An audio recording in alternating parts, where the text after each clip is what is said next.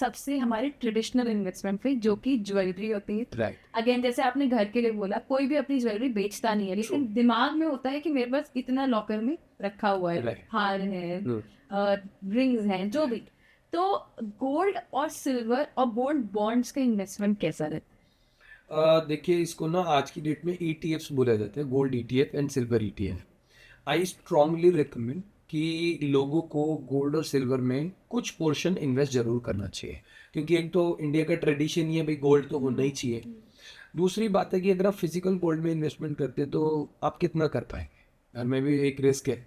आप virtual gold में करिए, virtual gold is nothing but gold ETF। है? उसमें आप इन्वेस्टमेंट करिए, स्टॉक मार्केट के थ्रू ये इन्वेस्टमेंट हो सकता है okay.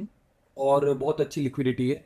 As and when required आप कितना ही खरीद सकते हो, कितना ही बेच सकते हो, और इसको मिनिमम यूनिट्स में भी खरीदा जा सकता है। आजकल ये ना करीब 150-200 के बीच में है, क्योंकि वोलेटिलिटी बहुत है, तो एग्जैक्ट प्राइस तो वो लाइव ही पता लगेगा।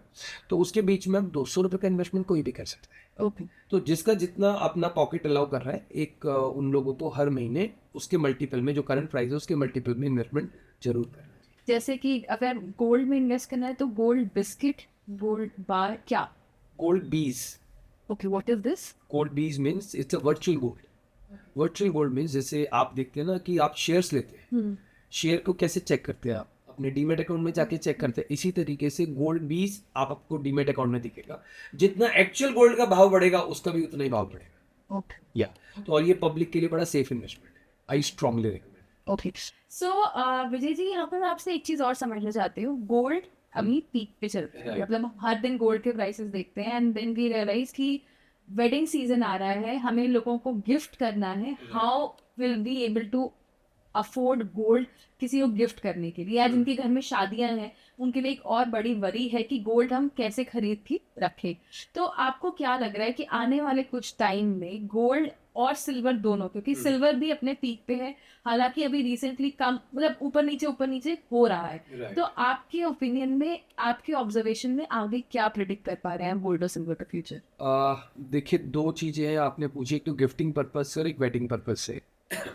अगर मैं गिफ्टिंग पर्पज की बात करता हूँ तो भाई सबका एक बजट होता है गिफ्ट करने का। मान लीजिए किसी का बजट है 21,000 रुपये का, उसको सगन देना है या गोल्ड का कोई सामान देना है, या 51,000 का देना है। अब पहले तो शायद 51,000 में मुझे लगता है गोल्ड की चेन भी आ जाती थी, आजकल नोज पिन भी नहीं है। हाँ। तो मैं ये कहूँगा अपना आप बजट लिमिटेड ही रखिए, जो आपका 51,000 21,000 का बजट है, और आप उस बजट में ETFs गिफ्ट कर दीजिए गोल्ड के। आप बोल रहे हैं कि जो जिसको गिफ्ट करेंगे उसका भी लॉन्ग टर्म? हाँ, तो उसका भी एडवांटेज है, उसको जब भी गोल्ड की ज़रूरत पड़ेगी कुछ ज्वेलरी की, तो वो ETF बेचे, कैश आ जाएगा, जाके ब्रांड न्यू लेटेस्ट डिज़ाइन की ज्वेलरी खरीदे। देखिए, ज्वेलरी में एक और चैलेंज भी है। कोई भी बंदा किसी भी फीमेल को गिफ्ट कर दे, तो अगर वो फीमेल अगर 2-4 फंक्शन में पहन के चली गई तो शायद अगले फंक्शन में ना पहन के जाए। उसको लगता है कि तो मैं हर जगह एक ही चीज़ पहनती रहूँ, ये भी बड़ा चैलेंज है। तो अब हमें ये समझना पड़ेगा कि इस प्रॉब्लम को कैसे सॉल्व करना है। तो इसके लिए क्या करें, गोल्ड ETF खरीदें, वहाँ पे पैसा रखें, और जब भी कोई शादी आने वाली है उससे 15 दिन पहले उसको बेचें।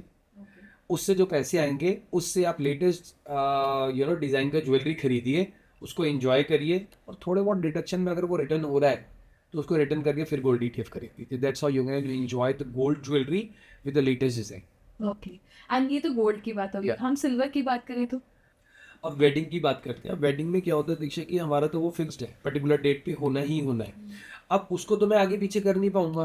तो मेरा ये एडवाइस है कि अगर किसी को यहाँ से बहुत ज़्यादा वोलेटिलिटी दिखती है गोल्ड के अंदर, तो थोड़ा सा तो पैसा आज ही डाल दे, या आप ज्वेलरी के पास जाके उसको बुक भी कर सकते हैं। जैसे किसी को मान लो 20 लाख रुपए का गोल्ड लेना है, भाई आज 3 लाख 5 लाख का कर दे, और जैसे जैसे प्राइस गिरे तो वो और ज़्यादा बुकिंग करेगा, तो उससे उनके एक अच्छा प्राइस बुक हो सकता है। तो इस टाइप से थोड़ा स्ट्रैटेजिकली चलना पड़ेगा, तो ही वो एक बड़ी सेविंग कर पाएंगे। आपने गोल्ड ETF की बात करी, जो कि it's a very new thing for me. तो can you also explain and elaborate what ETF is? ये it is nothing but a digital gold. जैसे आपका एक होता है आपके पॉकेट में पैसे रखे हैं, दूसरा होता है एक आपके ATM में पैसे हैं। अब उसको कैसे चेक करेंगे, ATM में कार्ड डालते हैं, अपना बैलेंस चेक करते हैं, वो दिखाता है भी 20 लाख रुपए पड़े हुए, तो वो क्या वर्चुअल मनी है। इसी तरीके से गोल्ड वर्चुअल भी होता है, विच इज़ कॉल्ड गोल्ड बीज और गोल्ड ETF। ये दोनों सेम टर्म है। सिल्वर का भी ETF है।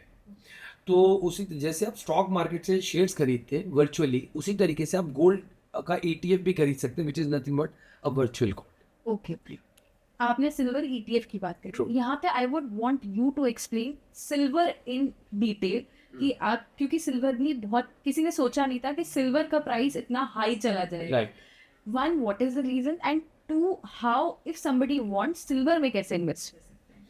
देखो दीक्षा, अगर कोई बंदा ना सिर्फ इसलिए सिल्वर में इन्वेस्ट कर रहा है कि उसका रेट बढ़ रहा है, तो मुझे लगता है वो बहुत बड़ा एडवांटेज नहीं ले पाएगा। मगर अगर कोई बंदा उसकी ये नॉलेज ले रहा है कि इसका प्राइस क्यों बढ़ रहा है, अब वो सोर्सेज, देखिए इसमें ना कुछ चैलेंजेस होते हैं। पहला चैलेंज ये है, इक्विटी के अंदर अगर आपको इन्वेस्टमेंट करना है तो भाई आप you can go through the balance sheet, you can speak with the management as we discuss. But equity में ना, सिल्वर में किससे बात करोगे आप? सिल्वर में कोई मैनेजमेंट नहीं होता, कोई बैलेंस शीट नहीं होती।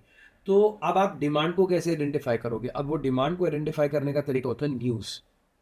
इसकी न्यूज़ आती है, मगर उससे पहले एक और चैलेंज है। आप ये जो कोई भी सोर्स ऐसे हैं कि आप जो 100% न्यूज़ देते हो, लेट्स एज्यूम कुछ सॉफ्टवेयर्स हैं, बट एक तो वो है बहुत महंगे। चलो एक बार मान भी लेते हैं आपने कहीं वो अरेंज कर लिया, can you analyse the news?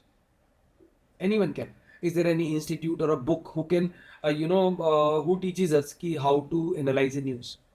कितना ऊपर जाएगा, कितना नीचे गिरेगा? न्यूज़ से आपको बुलिश और बेरिश तो पता लग जाएगा शायद, मगर आपको ये भी नहीं पता लगेगा कि भाई ये कितना ऊपर जाएगा, कितने दिन तक जाएगा, कितना गिरेगा। तो इसीलिए अगर आपको उस डेप्थ तक जाना है तो एक्चुअल में आपके पास वो न्यूज़ होनी चाहिए, और वो न्यूज़ के सोर्स देखिए दोस्त बहुत महंगे। Recently one of my clients he bought Bloomberg. Okay, software है, पूरी दुनिया का सबसे एक्सपेंसिव सॉफ्टवेयर है। It is overloaded with the information and the news. अब उसका कम से कम कॉस्ट 33 लाख रुपए साल का है। which everybody cannot afford.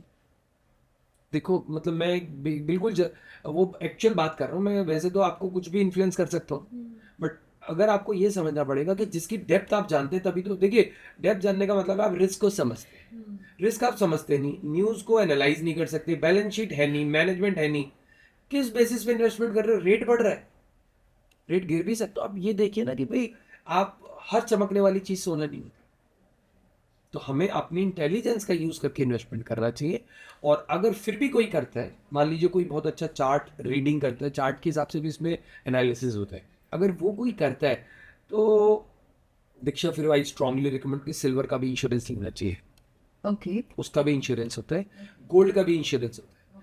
Gold का इंश्योरेंस करो, सिल्वर का इंश्योरेंस करो, और उसके बाद अपनी इन्वेस्टमेंट करो। तो यस, आप इससे अपने पैसे को डाइवर्सिफाई कराएंगे, इक्विटी, गोल्ड, सिल्वर, और कहीं ना कहीं अपने इक्विटी पोर्टफोलियो को प्रोटेक्ट भी कर पाएंगे, क्योंकि इक्विटी जब ज़्यादा अच्छे रिटर्न नहीं देती तो गोल्ड सिल्वर देते हैं। हिस्टोरिकली ऐसा हुआ है।